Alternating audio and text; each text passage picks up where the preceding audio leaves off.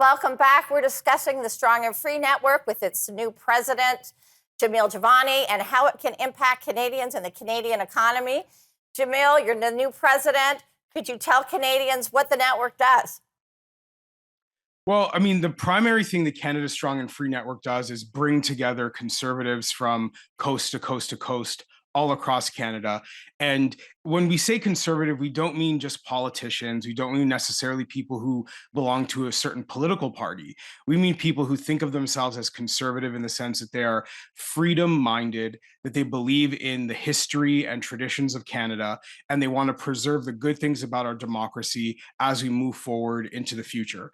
And that's what I think conservative means. And it's not a rigid definition. It's something we're figuring out in real time. Every generation has the chance to define what it means to be a conservative to them. And I think that's the role that we're trying to play in Canada right now, to bring together people from different generations from all across the country and think about, what does the conservative movement want to actually conserve? What does it want to build? What is the role it's going to play in solving some of the big economic, cultural, political, social challenges of our time?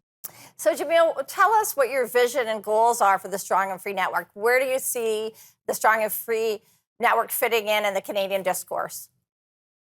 Well, one of the big things that I think we're trying to do is understand the historical moment that we're in. So I'm a 34-year-old millennial. I say with great confidence that I think for my generation and for the younger Canadians coming up after me, being a conservative has become counterculture.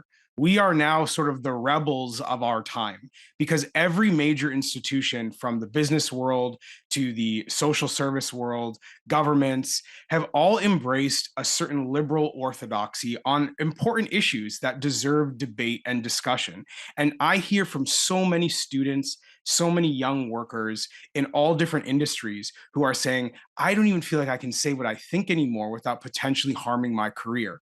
So that's kind of where we step in, where we are a reminder to the many, perhaps even the majority of millennials and Gen Zers, that you do not have to parrot liberal talking points. You're not alone. There are many people who think like you do. There are many people who feel the way you do. And that as conservatism becomes a counterculture, you will thrive. You will have opportunity. You will have people who want to support you. You do not have to feel like you are alone and an island unto yourself. Yeah, absolutely. Critical thought and debate seems to be lost in this culture. And Jamil, I know that you're focusing on bringing in young folks into the organization and being a place that they can talk and debate. Tell us about your plans in that area. One of the big things we're doing is connecting people across generations.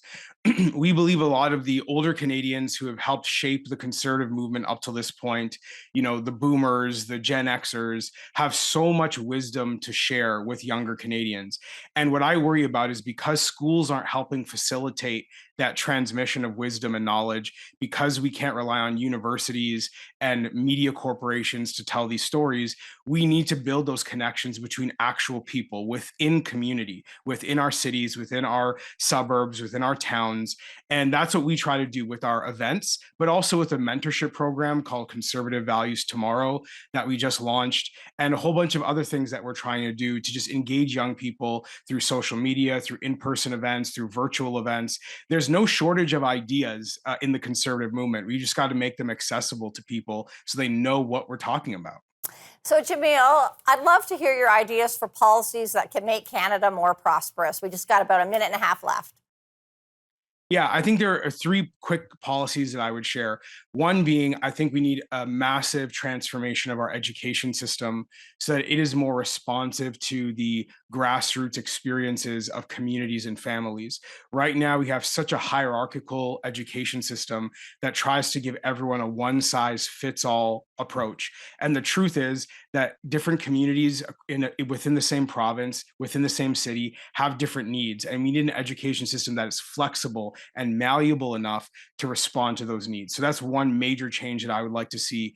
Another major change that I would like to see is a real embrace of free speech and within that free exchange of ideas. We have right now a federal government that is instituting a number of policies designed to censor and control what Canadians can say online. We need to reverse this trend and institute a whole range of new policies. And then, very quickly, number three would be, I think we need ethical, well funded, quality police and law enforcement in every community. No matter what you look like or where you grew up, you are entitled to feel safe in this country. Great ideas. We're going to go to break. More when we come back. You're watching Canadian Innovators on the Forum News Network.